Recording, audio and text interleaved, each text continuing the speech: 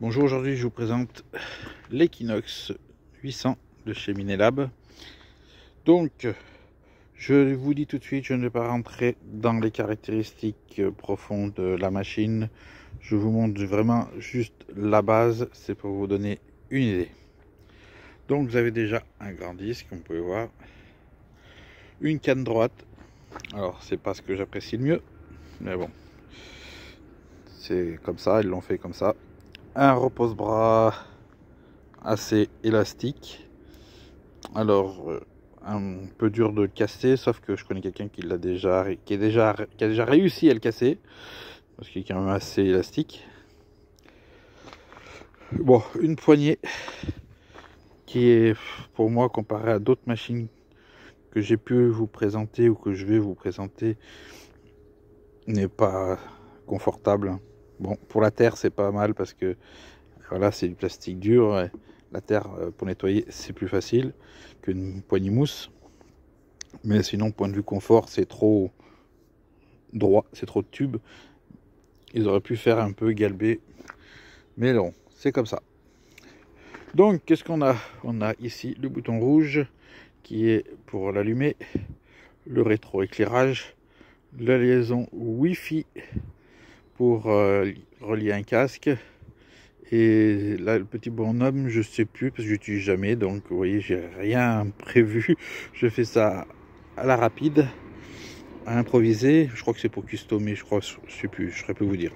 Ouais, c'est pas grave. Donc, on l'a. Ah oui, derrière. Derrière, vous avez donc l'entrée ici, la prise de charge qui est ici, qui est en fait un système de fil aimanté qui est collé sur. Là, vous avez l'entrée pour tout ce qui est casque.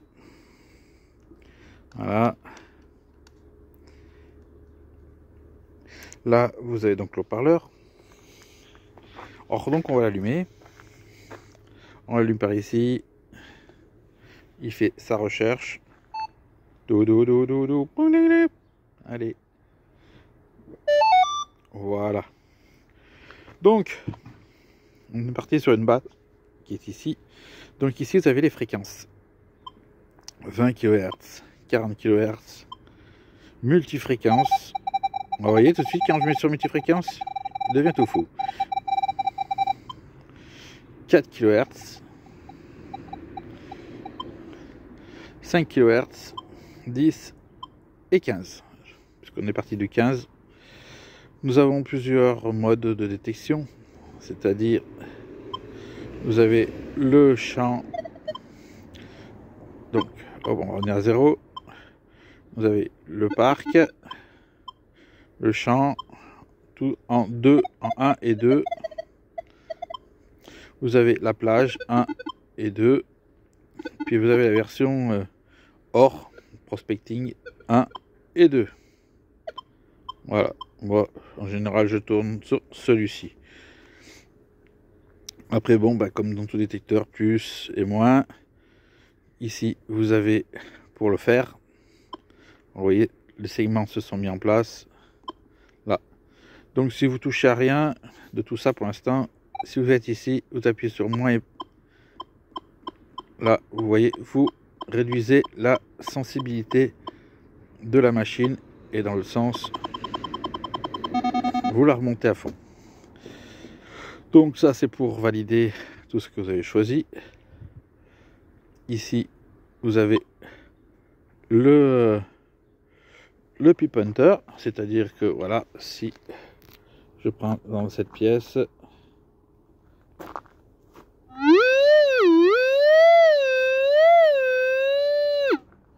voilà, vous appuyez pour l'enlever. Et ici, donc, vous avez les menus. Donc vous avez toute une bande de menus qui va apparaître en bas. Voilà. Donc ici, vous faites ça. Et il se cale automatiquement. Voilà. Donc après, à fur et à mesure, vous avancez suivant les modes. Le pompage, le volume. Si vous voulez pas que ça vous gueule dans le haut-parleur ou dans les oreilles trop fort. Après vous avez encore d'autres. Là vous avez encore le choix de la musique. Voilà, si ça vous plaît pas, vous voulez en 2 tons, en 5 tons, en 50 tons, voilà. Ou en 1 ton. Hop, non pas 5. Donc là après bah, c'est pareil, là, tout ça, ça. Et voilà, bon je vous ai dit je rentrais pas dans les trucs parce qu'après vous avez des sous-menus. Donc si vous restez appuyé sur le bouton, je vous ai dit je rentrais pas dans tous les détails. Donc voilà, donc je vais vous montrer un peu. Là je l'ai mis en 15 kHz parce que je vous rappelle que si là j'ai le malheur de le mettre en multifréquence, alors que là il est très stable comme vous pouvez voir, hein. C'est pas ce que je voulais faire. Si je me mets en multi, voilà. Donc le multi, hein, c'est pas vraiment mon truc, mais bon, il y en a qui adorent ce multi. Donc tac, tac, allez je me remets sur mon truc, je change de fréquence.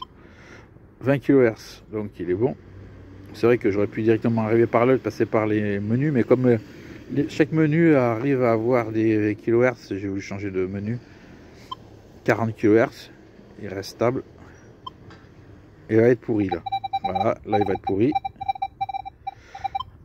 4 kHz. Et 5. Donc, je vous fais voir, écoutez le son, l'indice.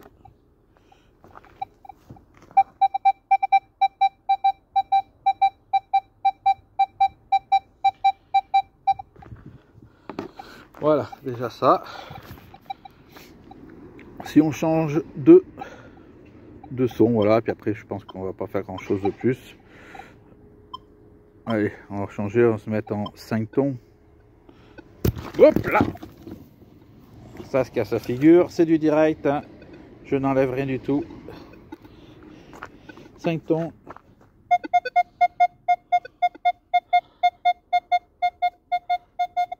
Bon, il n'y a rien à voir parce que je n'ai pas sorti du menu. Donc, si on se met en 50 tons, alors là, le son, c'est affreux.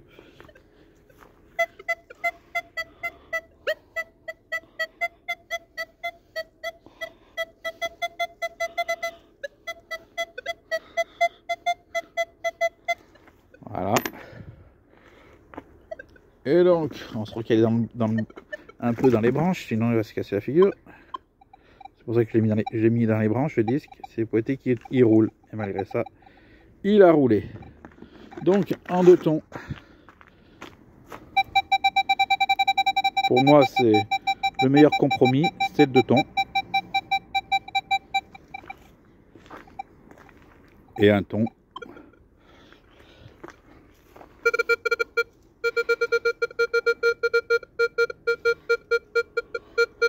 Vous avez du grave, voilà. Donc je vais me recaler dans mon 2. Et puis je sors tout ça. Allez, sorti. Voilà. Oups, là il va encore rouler. Bon. Donc pour finir, eh bien, écoutez, si vous êtes intéressé par une machine comme celle-ci, je vous mets son prix. Le prix donc de ce modèle là, le prix du 800, parce que le 600 il est dans les 700 et quelques, il est moins cher bien sûr, c'est normal. Allez, à plus.